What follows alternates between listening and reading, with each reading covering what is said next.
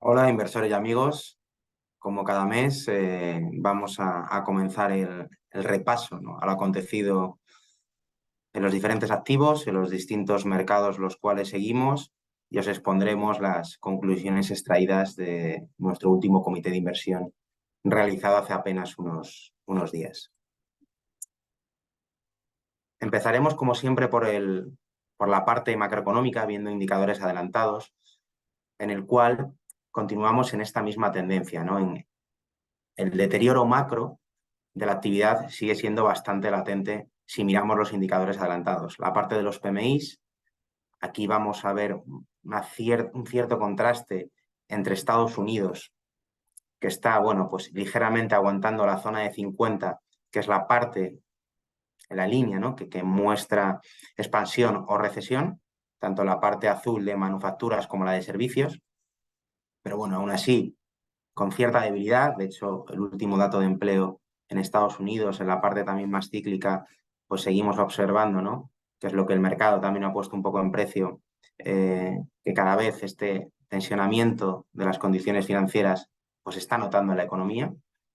Aún así, mejor comportamiento que la parte europea, medido mediante las encuestas a los gestores de compras, en el cual pues en Europa veis claramente que los dos componentes, tanto el azul, que es la línea de manufacturas, como la verde, que es la parte de servicios, como el compuesto, que es un agregado entre ambos, que es la línea roja, pues estamos desde hace ya tiempo y sin visos de recuperación, al menos en el corto plazo, por debajo de la zona de 50.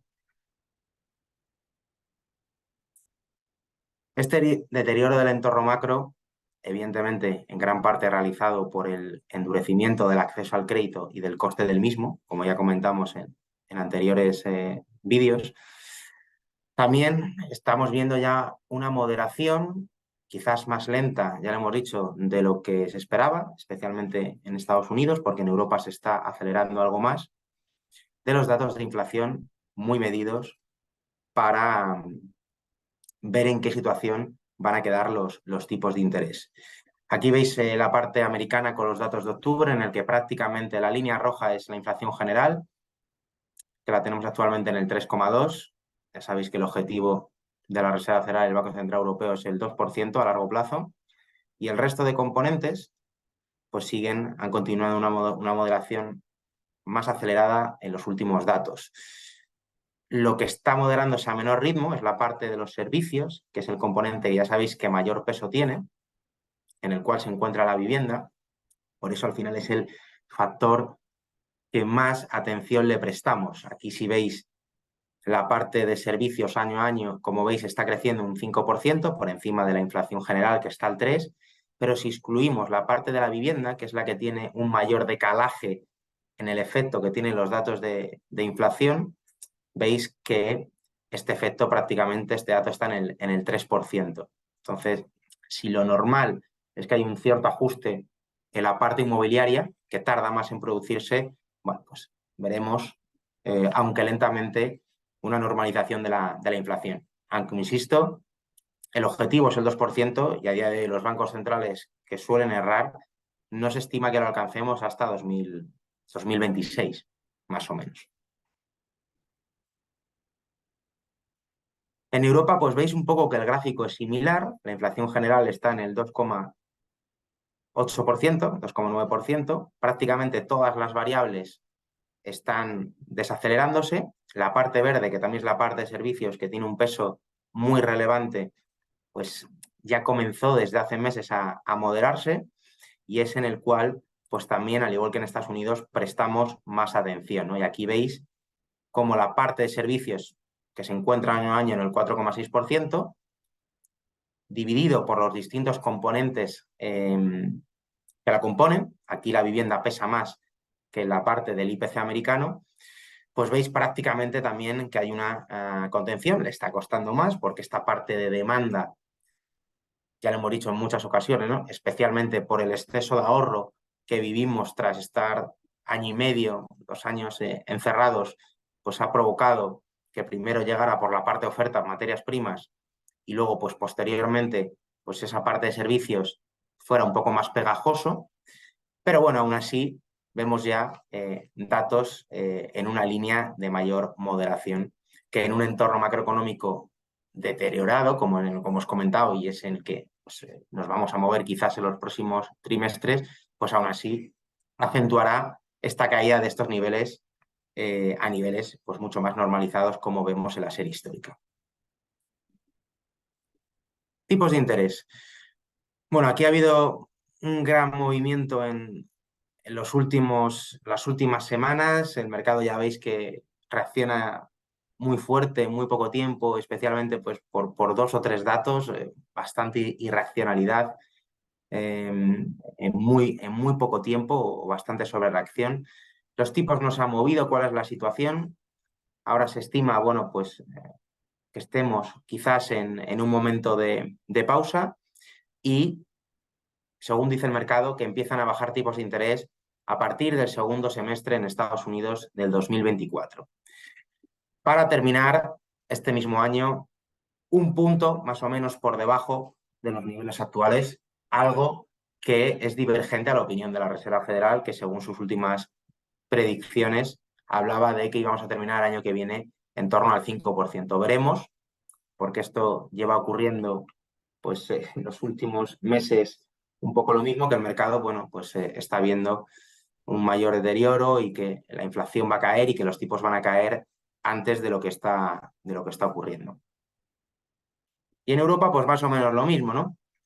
Facilidad de depósito en el 4%, la facilidad de los MROs, la facilidad de crédito al 4,75 de los MROs en el 4,50 y también en un entorno, según dice la Lagarde, iremos viendo dato a dato, y en el cual pues también quizás el escenario más probable es que estemos en un entorno de pausa y el ejercicio que viene, yo creo, pensamos, ¿no?, que va a ser difícil que sea en el primer semestre, pues empecemos a ver quizás alguna bajada de tipos de interés. Pero bueno, por el momento, hasta que no acabe de normalizarse los datos de inflación, seguiremos moviéndonos en este entorno de tipos de interés alto, lo que quizás ya el escenario de subidas esté mucho más limitado. Evolución de los principales índices. Aquí no está actualizado a cierre de octubre. Estamos haciendo el webinar, el vídeo a más de mitad de noviembre. Noviembre está siendo un mes muy positivo en general pues para la renta fija y para la renta variable, lo contrario que fue especialmente la última parte de octubre. Aquí veis un poco la evolución también desde comienzos de año. En renta fija, pues prácticamente todos los índices, quitando la parte de high yield, gobierno emergente, en negativo, aunque insisto, este dato está sesgado porque ha cambiado mucho en las últimas 2-3 semanas. En la parte de renta variable, pues más de lo mismo. Prácticamente todos los índices este año en positivo, aunque aquí siempre lo decimos, cogiendo las cosas con pinzas, porque ya sabéis que gran parte del movimiento a nivel global y en Estados Unidos lo están haciendo muy pocas compañías. Luego veremos un dato interesante en cuanto a esto. Sectorialmente, pues un poco lo mismo, ¿no? Y por factores, este año en términos agregados está rebotando lo que el año pasado lo hizo peor. Bueno, en cuanto a perspectivas de mercado, comenzaremos con la parte de gobierno, aparte de renta fija, que es lo que hablábamos anteriormente, ¿no? Ha sido un movimiento prácticamente por un dato de empleo y por un dato de inflación que tampoco cambiaba mucho, muy drástico, en el cual veíamos que Estados Unidos tocaba el bono americano a 10 años al 5% y actualmente está medio punto por debajo. Esto en tan pocos días es una auténtica barbaridad. Y esto, bueno, pues lo que provocó es que se tensionaran mucho los bonos a final de octubre y que están teniendo un gran comportamiento en precio pues en las últimas 2 semanas, semana y media, ¿no? La curva de tipos, como veis, sigue invertida y lo que ha habido es un destensionamiento de los tipos que vivimos pues hace apenas un mes en una cuantía pues bastante sustancial, ¿no? A nivel agregado, los índices europeos actualmente de gobierno pagan un 3,3% en agregado. Insisto, aquí hay diferentes vencimientos y duraciones, y en Estados Unidos en dólar un 4,8%. Ya sabéis un poco la visión positiva en concreto que tenemos en la parte de renta fija, especialmente en el crédito de mejor calidad. En la curva alemana, pues más de lo mismo, ¿no? Quizás con no tanta intensidad, pero vimos que el 10 años alemán tocaba el 3%, ahora estamos ligeramente por encima del 2,5% en datos de hace unos días, de mediados de noviembre, y quizá y con menos intensidad, pero el movimiento ha sido igual, ¿no? Y la curva de tipos pues sigue estando invertida. Lo normal en el entorno actual es que ocurra con una normalización de tipos en el corto plazo por parte de los bancos centrales, un achatamiento por la parte corta, tanto en Estados Unidos como en Alemania, cuando veamos de nuevo una normalización a la baja de los mismos, y eso haga pues que la curva se desinvierta y se normalicen un poco más los tipos en los largos plazos, que ya sabéis que están más vinculados a expectativas de inflación. Bueno, este gráfico, que es muy interesante, ya os lo comenté en el anterior vídeo que realizamos, y bueno, pues quería insistir en la misma idea, que además en muy poco tiempo también nos ha dado la razón, ¿no? Coyunturalmente, en el cual, pues al final, en este escenario y en este ejercicio de sensibilidad, lo que dice es cuánto se pueden mover los diferentes a vencimiento a la rentabilidad del bono a 2, 3, 5, 3 años, hasta 30 años americanos, según cómo evolucionen los tipos de interés. Y aquí, a poco que nos demos cuenta, lo que vemos es que hay una simetría absoluta entre lo que puedo ganar y lo que puedo perder en función de que haya un movimiento brusco de tipos de interés. Es decir, que lo que uno puede ya perder vía precio si siguen subiendo los tipos de interés está mucho más limitado de lo que puedo ganar si evidentemente nos encontramos, que todo parece indicar que sí, en un entorno de final de subida de ciclos y los tipos, pues los próximos meses, semestres, empiezan a normalizar. Y si cogemos, por ejemplo, el bono americano a 5 años, ¿no? Que es una duración actualmente más o menos media de lo que tenemos actualmente en la parte de renta fija, pues se ve claramente, ¿no? A vencimiento, si este bono no se toca, los tipos de interés, pues ya vamos a tener solamente en precio un 4,6%. Pero imaginaros, ¿no?